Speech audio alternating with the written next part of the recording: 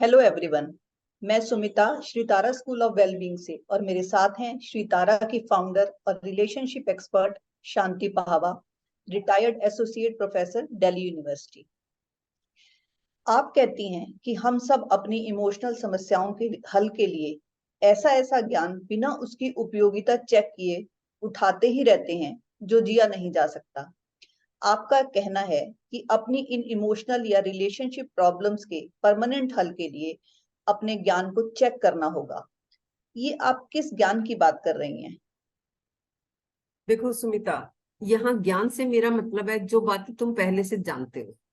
तुम सोचते हो कि मैं जो बातें जानता हूँ या जानती हूँ, सफलता की, बैलेंस्ड लाइफ की, सुख शांति की, जो भी तुम्हारे विचार हैं वही तो तुम्हारा ज्ञान है। इस ज्ञान के बारे में तुम कभी नहीं सोचते कि तुम अपने इस ज्ञान की वजह से परेशान हो। तुम्हें लगता है कि वो तो मेरा अच्छे से अच्छा वाला ज्ञान है। तुम अपने सो कॉल्ड सुख शांति बैलेंस्ड लाइफ की जड़ में देखना ही नहीं चाहते, जबकि तुम उसे जी नहीं पा रहे होते। जैसे कि हर कोई तुम्हें कह देता है कि धीरज रखो, धीरज का फल मीठा होता है, लेकिन कितना धैर्य रखा जाए, कब रखा जाए, ये तो पता नहीं होता। उस पर यह भी ज्ञान होता है कि अन्याय सहने वाला अन्याय करने वाले से ज्यादा बड़ा गुनहगार है। तो धैर्य रखते रखते कब अन्याय सहकर गुनहगार हो गए, ये पता ही नहीं चला। तो ना तो तुम धैर्य रखने के ज्ञान को जी पाते हो, ना ही अन्याय अन्याय ना सहने वाले हो पाते हो। इस बात से तो रिलेट किया जा सकता है कि ज्ञान को जीना करीब करीब असंभव है।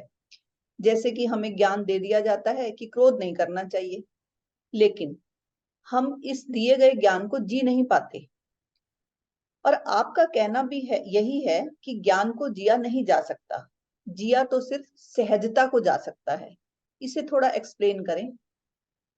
हाँ, देखो सुमिता, कुत्ते को कोई खास तरह की ट्रेनिंग दो, जैसे कि हवा में उछलकर बॉल पकड़ने की ट्रेनिंग होती है, तो हो सकता है वो ट्रेन हो या ना हो, लेकिन कुत्ता होकर जीने में उसे क्या जोर आता है, क्योंकि अपनी सहजता में जीना तो उसे जन्म लेने से ही आ जाता है। मैं उसी सहज भाव में जीने की संभावना की बात कर रही हूँ, जो कि संभव ही है। और तुम उसी के लिए सोच विचार करते हो, जबकि तुम उस सहजता को तो सहज ही जी सकते हो। तुम हर काम अपने तन मन के आराम की दिशा में कर सको, और हर बात अपने तन मन के आराम की दिशा में कह सको, ऐसा नेचुरली हो सकता है। लेकिन तुम आराम को महत्व ना देकर इस बात को महत्व देते हो कि लोग क्या कहेंगे। शादी में जाने का मन ना हो या अपने घर की शादी में किसी को बुलाने का मन ना हो, तो भी तुम अपने मन के आराम को इग्नोर करके वही करते हो जो तुम्हें लगता है कि दूसरों को सही लगेगा। यही असहजता है। और ऐसा इसलिए होता है क्योंकि तुम्हारे मन में अस्पष्टता होती है।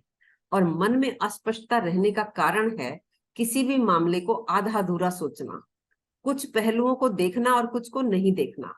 बातें फिर वही गोल गोल घूमती रहती हैं, कोई बात किनारे लगती नहीं है। जैसे कि मेरी एक फ्रेंड थी, उसको बहुत माइग्रेन होता था, तो वो डॉक्टर के पास जाती थी और डॉक्टर दवाई दे देता था। तो वो दवाई से ठीक तो हो जाती थी, लेकिन ऐसा बार बार होता था, शायद महीने में 2-3 बार। और सभी जानते हैं कि इतनी ज्यादा दवाइयां खाने से शरीर में कुछ साइड इफेक्ट्स भी होते ही हैं। और एक ही दवाई को बार बार खाने से उसका इफेक्ट भी खत्म हो जाता है। एक स्टेज के बाद दवाई का असर होना ही बंद हो जाता है। तो मैंने उससे कहा कि देखो, 2-3 बातों का ध्यान रखो तो तुम्हारी ये समस्या सॉल्व हो सकती है। एक तो खाना पीना टाइम से खाओ, क्योंकि ज्यादा देर तक भूखे रहने से भी ये समस्या होती है। दूसरा, बहुत तेज धूप में जाने से भी सर दर्द होता है। और अनहेल्दी फूड यानी जंक ज्यादा कंज्यूम करने से भी दिक्कतें आती है। और सबसे ज्यादा तो समस्या ये तब एग्रीवेट होती है जब तुम्हें कोई ऐसा काम करना पड़े जिसे करने का तुम्हारा मन ना हो। उसने कहा कि मेरी यही समस्या है कि मैं अपने हस्बैंड को मना ही नहीं कर सकती। मैं जॉब करती हूँ तो पूरा हफ्ता मुझे ऑफिस जाना होता है, और घर की भी पूरी ही जिम्मेवारी मेरी है। तो संडे को मेरे हस्बैंड कहीं ना कहीं जाने का प्रोग्राम बना लेते हैं, या अपने ही घर पर किसी को बुलाने की बात करते हैं। तो मेरा मन नहीं होता, पर मैं मना नहीं कर पाती। अब मेरा तो यही कारण है ज्यादातर मेरे माइग्रेन का। अब उसे क्लैरिटी नहीं थी कि मना करने से हस्बैंड नाराज नहीं होगा, और अगर थोड़ा बहुत वो नाराज हो भी जाए तो इतना डैमेजिंग नहीं है जितना उसकी हेल्थ का खराब होना डैमेजिंग है। उसे लगता था कि मना करने से हस्बैंड को और बच्चों को तकलीफ होगी। तो वो ये नहीं सोच पाती थी कि जब उसे माइग्रेन होता है तो भी तो हस्बैंड और बच्चे दिक्कत में आ जाते हैं। उसे इतना भयानक दर्द होता था कि वो 2 दिन तक बिस्तर से उठ नहीं पाती थी, घर बिखर जाता था, खाना भी बाहर से मंगवाना पड़ता था और उसे खुद भी ऑफिस से छुट्टी लेनी पड़ती थी। ठीक होकर संभलने में कई दिन लग जाते थे। खैर, ये इसलिए भी होता था कि उसे कारण नहीं पता था, पर कारण पता होने के बाद भी उसे ये समझना पड़ा कि अपनों को किसी काम के लिए कारण सहित मना करो तो वो नाराज नहीं होंगे, क्योंकि उसने यही सुन रखा था कि परिवार को मिलजुल कर रहना चाहिए, हस्बैंड कुछ कहे तो उसकी बात माननी चाहिए। ऐसे ही आप लोगों ने नीति यानी मॉरलिटी की अच्छी से अच्छी बातें सुन ली और मान भी ली, लेकिन वो बातें जिस मंथन से, जिस सोर्स से यानी जिस स्रोत से आ रही थी, उस सोर्स से आप कोई संबंध नहीं बिठा पाए। वो बातें आपने पकड़ तो ली क्योंकि वो बातें इतनी बढ़िया थी, वो बातें इतने आग्रह और कन्विक्शन के साथ कही गई थी, इतनी सत्यता के साथ कही गई थी कि आप उन बातों को ठुकरा नहीं सकते थे। क्या फिर ये जो बातें हमने आज तक सुनी हैं, जैसे कि सब्र का फल मीठा होता है, अपने से बड़ों का सम्मान करो, दुख में भी मुस्कुराते रहो, सदा खुश रहो, क्या ये सब बातें बेकार हैं? देखो सुमिता, मैं ये नहीं कह रही कि ये बात बेकार है बातें, लेकिन क्या तुमने कभी सोचा है कि तुम ये सब कर पाते हो? नहीं, नहीं कर पाते तुम। क्यों? क्योंकि ये बातें किसी ने आपको बता दी, लेकिन ये बातें आपके अनुभव से नहीं आई थी। जिन्होंने बताई ये बातें, उनके तो अनुभवों का निचोड़ था, लेकिन इन बातों से आप कोई संबंध नहीं बिठा पाए, उतनी गहराई में आप जा ही नहीं पाए। लेकिन जो उन्होंने कहा वो आपने पकड़ लिया और वो आपकी नैतिकता बन गई। हमारे जीवन के नियम कानून नैतिकता से ही निकले हैं। हमारे नियम कानून इसलिए नहीं है कि आदमी ग्रो करके एक दिन अपनी उच्चतम संभावना को प्राप्त हो जाए, लेकिन फिर भी भटक सभी रहे हैं, खोज सभी रहे हैं, अंधेरे में हाथ पैर मार रहे हैं। कुछ ऐसे ही हैप्पीनेस के संबंध में पॉपुलर सर्टिफाइड विचार हवा में तैरते रहते हैं, वो अब तुम्हारी खोपड़ी के परमात्मा हो गए। हैप्पीनेस मिले ना मिले, बेस्ट लाइफ का एहसास मन को आए या ना आए, पर तुम उनको जीवन भर रगड़ते रहोगे, बताते रहोगे, छापते रहोगे और खोजते भी रहोगे। ये अपने मन के प्रति अंधापन नहीं है क्या?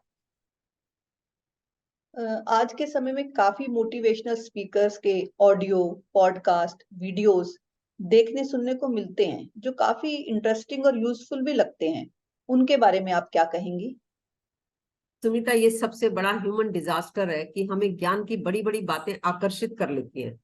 दूसरे का ज्ञान हम जब थियोरेटिकली समझते हैं तो ऐसे लगता है वो हमारा ज्ञान हो गया। यही सबसे बड़ा ह्यूमन डिजास्टर है।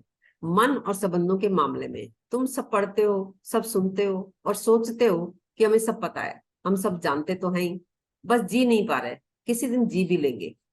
तभी तो तुम किताबें, अच्छे अच्छे कोट्स, ग्रंथ, वेद, पुराण पढ़कर सोचते हो कि पता तो सब है ही। सबसे बड़ा डिजास्टर तो यही है, जो जिया नहीं जा सकता वही ज्ञान इकट्ठा करते रहते हो तुम शांति नहीं, शांति का ज्ञान इकट्ठा करते रह जाते हो सारी उम्र। थैंक यू सो मच हमें सुनने के लिए। आशा करते हैं कि आपने हमारी बातों से रिलेट किया होगा। आखिर में एक निवेदन करना चाहूंगी कि हमारे चैनल को सब्सक्राइब करें, और अगर आप सब्सक्राइब कर चुके हैं तो शेयर करना ना भूलें, क्योंकि शेयर करके ही आप हमारी वीडियोस उन तक पहुंचा सकते हैं जिन्हें इनकी जरूरत है और वो हम तक नहीं पहुंच पा रहे। यदि आप किसी खास टॉपिक पर क्लैरिटी चाहते हैं तो कमेंट बॉक्स में लिखकर या व्हाट्सएप पर बता सकते हैं। नंबर स्क्रीन पर अवेलेबल है 9871057598।